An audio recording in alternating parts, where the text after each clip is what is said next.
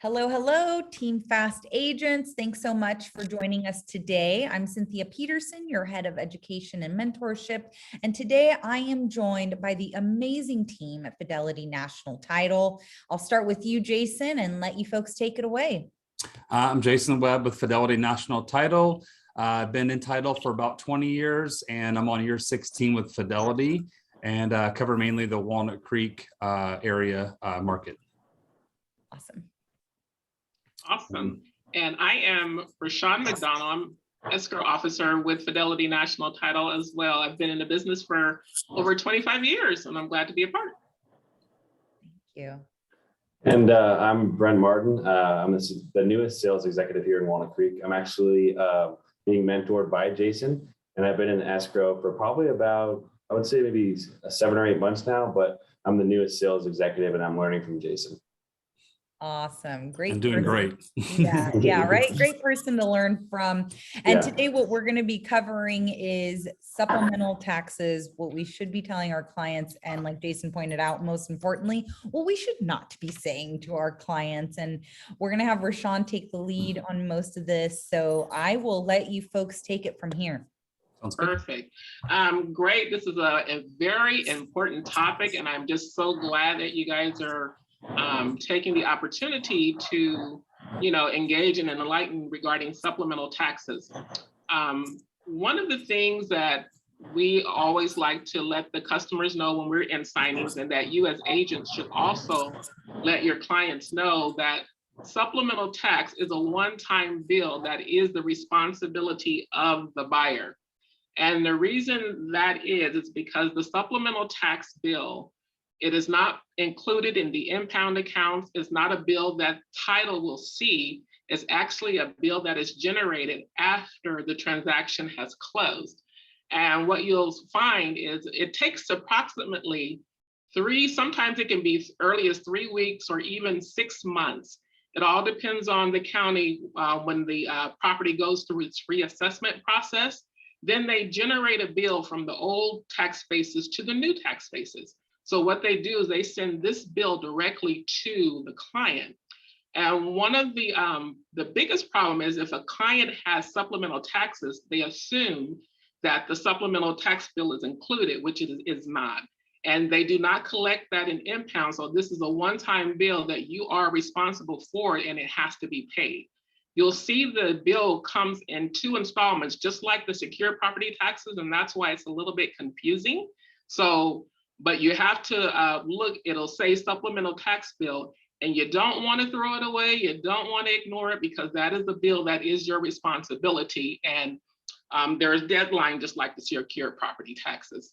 And one thing as agents, please, we get this all the time, because when you're talking with your clients, let them know that it would be a good idea just to kind of give them some information on how the county works. And then also let them know that there's some things they need to educate on their part as well. And what that does is that'll give them, let them know that they also have a responsibility as the owner to make sure that they're abreast of all the taxes and requirements that are required from the county as well. Any insight, Jason, of maybe what you guys have been hearing in the I think the main thing, and I don't even know if you or any escrow officer with a lot of experience would really know how the calculation works exactly to a T. I mean, it'd be really hard to know the exact amount that will become due, but maybe you can touch on, what is supplemental tax and how it is calculated and why there is a tax that's paid. It's gonna be a lot different from someone who owned the property and bought it 4 years ago and selling versus someone who bought it 30 years ago and selling, right? So there's a big difference depending on when the owner last purchased and when the new owner purchased, right? So maybe you can touch on that a little bit deeper. Yes, absolutely. So what we do, and that's another good point, to point out, we don't give specifics, because what happens is, and there is a calculation that is available on the website, and that's what I was referring to earlier, just to kind of make yourself aware. And the rest, they actually break down the tax rate, the percentages amount. So let's say if you bought a property you're selling and it's been 15, 20 years. So of course that tax basis is going to be, really low. So what happens is when the property is sold, it is actually reassessed. So what happens, there's definitely going to be a difference in the tax rate from the old to the new. So what you're doing is there's a rate that they apply. Every county is different, of course, because the tax percentages are different. Every county is different, and they will actually, if you call, they can actually give you a percentage to kind of give you, just some insight of what you can speculate that it would be. And what we have to do, because we don't know the exact amounts, even when we're doing, when we have to draw and we're in between the taxes with the lender. So what they'll do is they'll just base it on sometimes the old tax rate, or we use 1.25% of the purchase price, which kind of gives us, we can kind of gauge it, but it's not always 100%. It always, it also depends on the county and after the reassessment. And this is one of the things, because I know they come to us for, we know everything, and we do to a certain point. We can kind of give you a scenario of what it would be, but the only danger in that, when you tell them like, well, you said it was going to be this exact amount, and and like I said, you just make sure that you're stressing that this is just a calculation, a rough basis of what it should be, not the actual. Mm-hmm. That's great. And the website that you're referring to, Rashawn, is this the county assessor's website?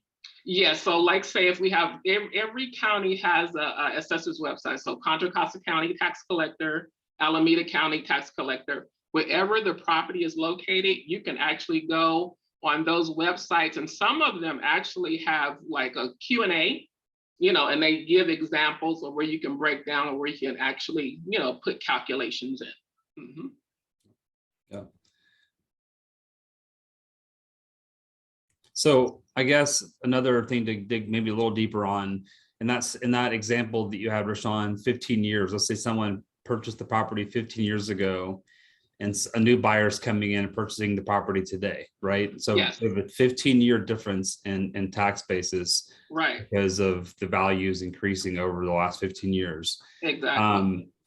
And then we already have identified they're going to have a new tax that the lender, if they're doing impounds or whatever the new tax will be, we're going to calculate that 1.25% roughly with the lender. And it's not precise, but it's a pretty good, close ballpark.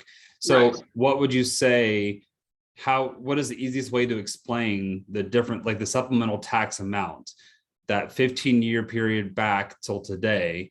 What is that supplemental tax fee covering? It's the difference in tax basis from 15 years ago till today. And is there like an easy way for an agent to think about dollar wise how much that could be, to try to not give someone an actual number, but to give them an idea?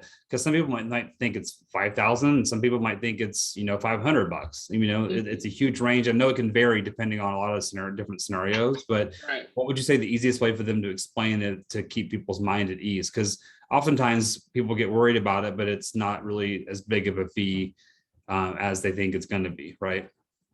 Right, and sometimes it all depends again on the property value at the time. The one thing that I would do, because how when we do a property search, we generate a preliminary title report. So in that title report, you can actually see the tax basis and the rate that's on that on the report itself. Yeah. And if they actually, and this will actually just take agent doing a little homework as well. They can give them an example. Okay, so let's take a look of how they ended up at this tax base.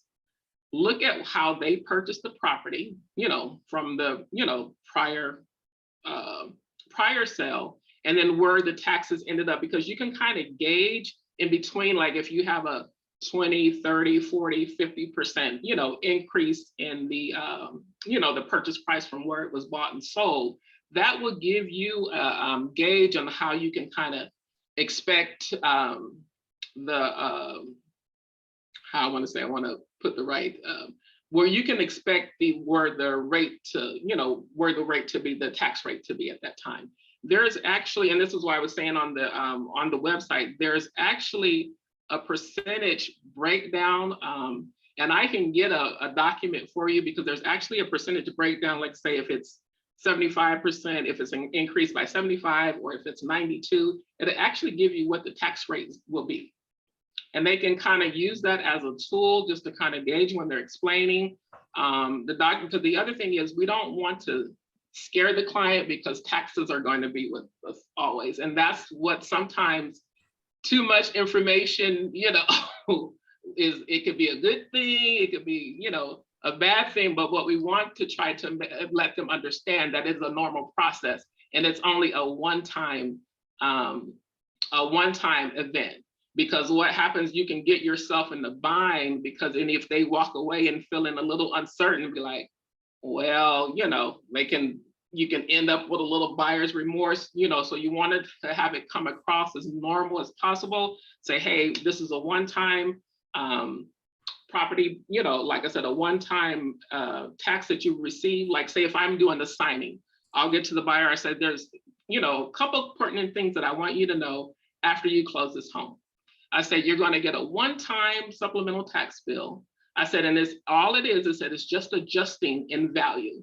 And when you use the terminology value, they usually understand that because they understand that value will increase. So anytime you increase, there's going to be, things that's going to be a little bit higher. So I would just say as far as explaining to our clients, just make sure if you want to give them the best information possible, and this is what they tell us, use the 1.25%, keep it simple, because that way it's really close.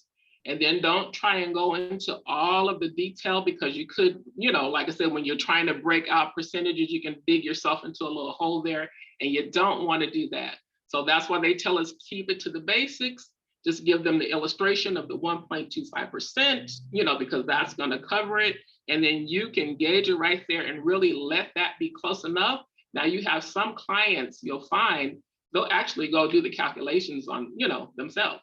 So It all depends on how savvy the client is, but most clients are not that savvy.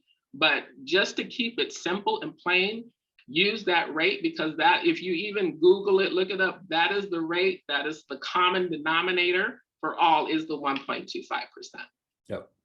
And if they wanted to call a county directly, someone there could calculate for them. If they said we're buying the house for 1.2 million, and the last time that they sold it, it was 800,000. At this time, what would my supplemental tax bill be? And they should be able to give a calculation. Yeah. They have a department who will give you specific and direct you to that and give you that exact information. Yeah, and that's always the best advice. It's kind of similar to when people call me for 1031 exchange. I use James over at IPX. I say, call him. I don't answer any questions because things change and you give one piece of wrong information and it could really turn on you. Absolutely. So that's why you want to keep it simple. And then, like I said, if they, if they want more in-depth information, definitely the safest bet is just refer them to that county and let them get the information, because you don't want it to come back and be like, well, I based this on what you said, like I said, the exacts, and we're just giving, like an illustration. Because if you give them the basics, you've done your job. And I know Cynthia would probably do this because I know her work ethic, but the agent could take it a step further and call for them, right? Because it's merely a calculation, it's public record. So they could call and say, my client's purchasing this home, and give them the numbers and say, what would their supplemental tax bill be? So they can give that person a very close estimate without that person having to call and deal with that themselves. Right. Yep. Absolutely. This is great, you guys. Thank you. I wanted to ask also, because it's something that we've been seeing because it's close to the season, right? Some of our clients are getting these fake tax bills. Absolutely. Who should we direct our clients to? And can you give us a little bit more info about those fakey tax bills? Right. So the best, and again, it goes back to go to the county website, because whatever is on that website that's what you're gonna owe. And then they even give a copy of the bill. If it doesn't look like that bill, if it doesn't say those amounts, it's fraud. So that is our go-to. Log onto the site, it's public record, you know. So if it's not there, don't pay it. Good deal, good deal. Yeah. They always try to Yeah. get us with those, Yeah. right? Yeah, Okay. they're the experts, they're the pro, and that's why they are there. So like I said, they can assist. That is their expertise. So we, you know, we're partners in this. So, you know, Mhm. they depend on us, we depend on them. So, you know, that's the relationship between the, you know, the title company and the recorder's office, the assessors, you know, so we're partners. Yeah, but I think going back to the basics, it is important that you make them aware that they will be getting a bill, and you know, do your best to minimize them getting more stressed over, Right. you know, the process in general anyways. But Mhm. the last thing you want is them to have this bill in the mail and then you're the professional that guided them and never told them about it, right? So it is And that's the really, key. yeah, really important Absolutely. to make them aware. So when they do get it, they're not like really, they're expecting it at least, you know? Mhm.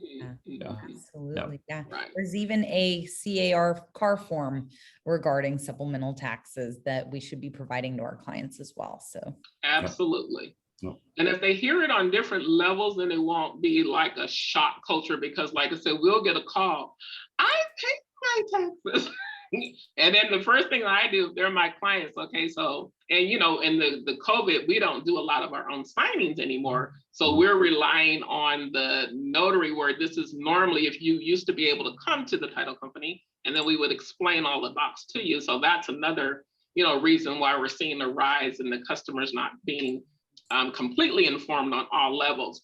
But the more that they hear it, the better it is. And I try to, if I have my notaries, because we actually include a form in our documents as well. And I just highlight it and I said, just remind them, there's going to be, you know, a supplemental tax bill, whether you have impounds or not, that you're going to be responsible for. And then if you have any questions, you know, I'd rather be proactive than, you know, have you come back Yeah. at the end, you know, And- be shocked and upset, like, I didn't know. And I would think too that the supplemental taxes are going to be higher than normal because of the growth of equity we've seen over the last, you know, Absolutely. 3 to 5 Mhm. years, especially in the last 2 Right. years. You know, we've seen a huge, so, you know, even if someone bought it 5 years ago and they sold it today, I mean, sometimes people have, you know, increased hundreds of thousands of dollars in value. So that's not a long time frame, but that's a pretty big chunk of tax difference. Right. Absolutely. Yeah. And it's something like that, you definitely want to, you know, like I said, give them, I'm pretty sure they would definitely appreciate that information. And like I said, that county is right there and you can call. They have, you know, the department who is specialized, they have it, you know, like the back of their thumb. So they definitely be a great tool to use as well. Yep. Mhm. fantastic. Anything else that we should know? I mean, that was really comprehensive. That covered so much. Mhm. No, it's over the years I've worked in this business, we've been asked this question, you know, a lot. How do you calculate supplemental property tax? And there's never been a way to exactly figure it out, right? We could do our best to do a very close ballpark, but it's still, to this day, you can't really calculate it. So it is best to just make them aware of it, refer them to a resource that knows how they calculate it, and then move on your way, you know. Beautiful. Thank you for wrapping that up so nicely, Jason. Yep. Sean, thank you so much for your time. Brent, it's a pleasure to meet you. so I'm thrilled welcome. seeing you around. Thank you folks so much. And I'm sure we'll be in touch soon. You guys take Yeah. care. All right. Thank you. Thank you. Thank you. Bye. Bye. Bye-bye.